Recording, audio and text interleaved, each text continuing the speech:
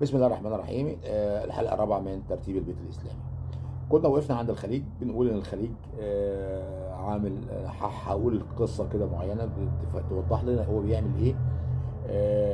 بس هو بيشوف، بديك أمثلة إن هو الاستخدام الفاسد للأموال، الكنوز. 6 عائلات أو 7 عائلات متحكمة في الثروات بالتريليونات، ممكن تخلي العالم الإسلامي ده أكبر قوة في العالم. لكن لا يمكن.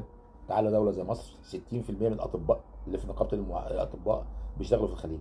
طب دول الخليج دي قادرة تنشئ في مصر جامعة تخرج لهم الناس اللي هم عايزينها؟ ايه اللي يمنع ايه اللي يمنع السعودية تنشئ جامعة في مصر؟ يعني أمريكا عندها الجامعة الأمريكية، أمريكا. فرنسا عندها الجامعة الفرنسية، كندا عندها الجامعة الكندية، ألمانيا عندها الجامعة الألمانية. يعني السعودية مش قادرة تنشئ جامعة في مصر؟ يبقى الخريجين بتوعها ليهم أولوية إنه يشتغلوا عندك. يبقى انت خففت العبء عن الدوله المصريه، مش قادر تنشئ جامعات جديده. انشئ جامعه وهتلاقي اساتذه عالميين، وهات ناس العباقره اللي في التعليم المصري وشغلهم عندك. يبقى انت كده هو برضه غلط، لان انت سحبت مني القوه الناعمه. لكن ماشي، يبقى انت، انما انا مش معقول انا اعلم لك الطبيب واصرف عليه ملايين وانت تاخده على الجاهز عندك. لا يا حبيبي، اصل مش واحد ولا اتنين، احنا بنتكلم في مئات الالوف من الاطباء على مدار نصف قرن، والمهندسين واساتذه الجامعات. بقول مش بس دول الخليج بتشتري مقدرات الدول العربيه زي ما بيعملوا في مصر. راس جميله، راس حكمه، راس بناس، راس مش عارف ايه، راس ايه، كل الروس هيشتروها. بحيره البرودويل، الوراق، جزيره الوراق، يعني بيشتروا مصر قطعه قطعه قطعه قطعه، حته نسيره نسيره. مصر بيقسموها نسيره نسيره، يعني كده. عارف انت الضباع لما تخطف نسيره كده؟ هم الضباع بتوع الخليج يخطفوا نسيره كده، يخطفوا نسيره، يخطفوا نسيره، يخطفوا نسيره. في السودان بقى لا، بيفصصوا البطه الاول، يفصصوها كده قطع زي والدتك كده لما تيجي تكون عامله لكم بطه وبعدين تقطع كده. ده اللي وراك، وده الصدر تقطع نصين ولا 3 اقصاص، والكتاف والصدر والبتاع والقوانص والكبد والمش عارف ايه. عارفين انتوا الجو ده؟ هم بيعملوا كده في السودان، بيفصصوها عشان يقدروا ايه، يبلعوا، يلهطوا حته حته. الاخطر من ده كله ان هم بيشتروا الضمائر، ضمائر الكتاب والمثقفين المصريين. يعني انا هديك مثل بموسم الرياض، وان الكعبه يطلعوها على المسرح كده ويجيبوا الرقصات العاريات يرقصوا حواليها. تخيل الحكايه دي لو حصلت في دوله، في الدنمارك او في دوله اوروبيه، هيحصل ايه؟ ده الدنمارك في واحد كده مجنون جاب نسخه من القران وحرقها، واحد في الشارع. شوف ايه اللي حصل في العالم الاسلامي. مظاهرات ومقاطعه منتجات، ويعني الدنيا اتقلبت. طب ليه ما حدش يتكلم عن موسم الرياض ده، وعن ان اهانه الكعبه، اهانه الكعبه في الرياض، اهانه الكعبه؟ يعني ده لو حصل في دوله غربيه، الدول الغربيه نفسها هترفض، الدول الغربيه نفسها هتعترض وتمنع العرض ده. لا طب ليه ما حدش؟ يعني مثلا هديك مثال، الدكتوره، في دكتوره بتكتب في جريده الشروق، اسمها دكتوره داليا سعودي، تكتب في جريده الشروق. هي استاذه في جامعه مش عارف الملك سعود، حاجه كده في السعوديه. هل ممكن وبتكتب على تويتر على طول باستمرار، بتعلق على كل المواضيع تخص العالم الاسلامي، وهي اقرب الى يعني الى الثقافه الاسلاميه. يعني ما هياش يساريه، مش من الطفل الشيوعي اليساري الناصري الكلام الناس دي، لا. هي اقرب الى الطفل الاسلامي يعني.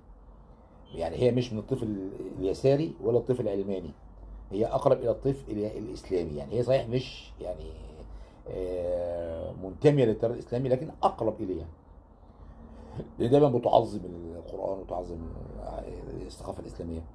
وانا بحترمها عليها، انا بحبها جدا على فكره. بس انت، وبعذرها لانها شغاله في الجامعه، والكارير بتاعها كله في الجامعه هناك في السعوديه، ووضعها الاجتماعي ووضعها الثقافي قوي جدا. لو تقدر تفتح بقها وتكتب مقاله تعترض على موسم الرياض، مش ممكن. اول حاجه هيمشوها على طول من الجامعه، ما عندهمش عزيز دول، ما عندهمش عزيز، هيمشوها وهيبقى عليها فيتو ان ما فيش ولا دوله خليجيه تتعامل معاها. هل عمار علي حسن فتح بقه على موسم الرياض وقال حاجه؟ مش ممكن، لانه بيكتب في جريده مش عارف ايه الرياضيه، بيكتب اللي في الرياض، بيكتب في مش عارف مجله ايه، بيبعت للكويت كل سنه كتاب او كتابين كده اللي بينشروا في عالم المعرفه، ياخد على كل كتاب 3 4 مليون جنيه. كتب اي كلام فارغ كده.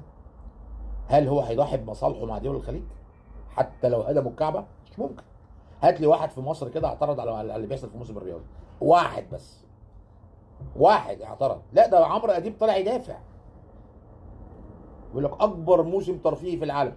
يخرب بيتك، انا فاكرك هتقول اكبر موسم صناعي، اكبر انتاج صناعي في العالم. ترفيهي ايه؟ انت هتعمل ترفيه اكتر من لاس فيجاس في امريكا، عاصمه القمار والدعاره؟ انت ترفيه ايه اللي هننافس فيه العالم ده؟ ترفيه ايه يا عبيط انت؟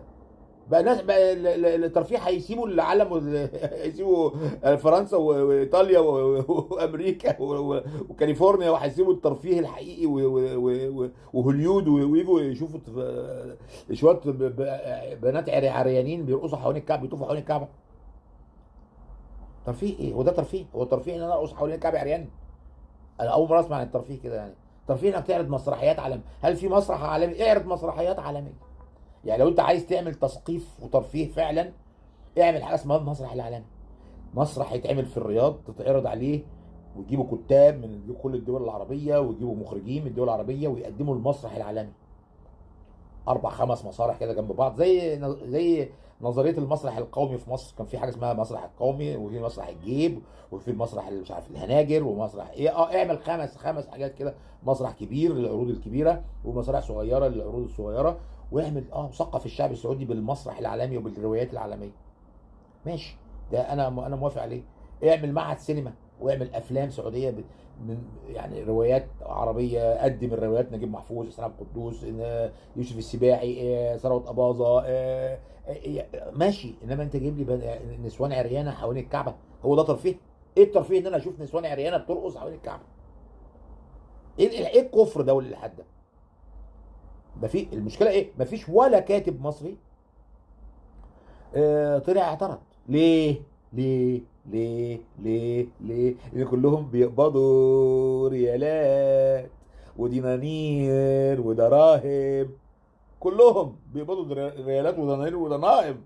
كلهم يا بابا بيقبضوا الشيكات. يعني حتى لو انت عارف، لو الواد محمد بن سلمان ده هدم الكعبه، هيطلعوا يبرروا له، يقول له اصل ادمت قوي بقى كفايه كده. الفلوس سحر الماء. بيقول لك شكسبير بيقول ايه؟ اكسوا الخطيئه بسوار من ذهب، ينكسر سيف العدل.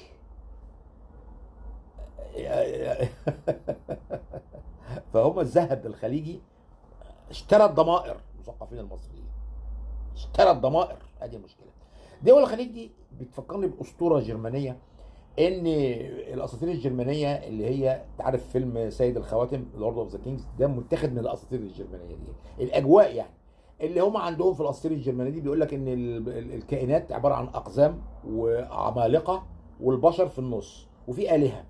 فبيقول لك ان العمالقه، اتنين من العمالقه دول خطفوا الهه الحب فرايا، وخطفوها. فالالهه انزعجت، لان فرايا دي هي البنت المدلله بتاعتهم، وهي الحب اللي بيعيشوا عليه.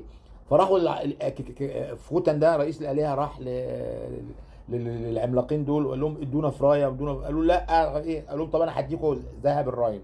ذهب الراين ده كنز كده، ارض الراين اللي في الاسطوره كان مكسيه بالذهب، نهر الراين. فجاب لهم هو الكنز ده وحطه قدامهم. قالوا له طب احنا ادينا ذهب بحيث احنا قاعدين كده ما نشوفش فرايا خالص. فقال لهم ماشي. فرايا كده وهم كده. فقعد يعمل الذهب، يعلي لحد ما خلص ذهب الراين كله. فقال لهم هاتوا بقى في فرايا. قالوا لا، انا واحد فيهم قال له لسه شايف شعرها. فهو في حاجه اسمها القبعه المسحوره، الخوذه المسحوره، اللي بيلبسها يقدر يشكل نفسه في اي شكل، ضفدعه، اسد. قام حاطط عشان يسد الخرم ده بالخوذه. فقالوا خلاص ماشي، وخدوا الايه؟ خدوا. الالهه خدت فرايا دي، الهه الحب بتاعتهم، خدوها معاهم ومشيوا، وسابوا الاثنين العمالقه دول معاهم الذهب والخوذه. الاثنين دول طبعا اغبياء، فده ايه؟ مين اللي هياخد الذهب؟ نقسم ازاي؟ نعمل ازاي؟ واحد فيهم موت الثاني. التاني بقى اللي خد الذهب والخوذه قال هعمل ايه؟ خايف يتسرق منه، خايف يتسرق. فراح حطه في كهف، وقال طب انا هحرسه ازاي؟ انا خايف برضو، ما انا بنام بعمل. قام لبس الخوذه بتاعه وحول نفسه الى تنين، ونام على باب الكهف، بحيث اي حد يجي يصحى التنين ويبخ عليه نار يموته. فهم الخليج كده، هم دول عاملين زي العملاق اللي هو معاه حابس الذهب في الجبل. يعني في الفلوس اللي بياخدها الخليج دي، هم مش هيبقوا يعني لو هو زي ما قلت في الفيديو اللي قبلها، لو خرجوا 20% من الاموال دي للعالم العربي والاسلامي، الناس كلها هتحبهم، والناس يعني هيبقوا عملوا يخشوا التاريخ. لكن هم مش عايزين حتى دي، مش عاوزين حتى. مش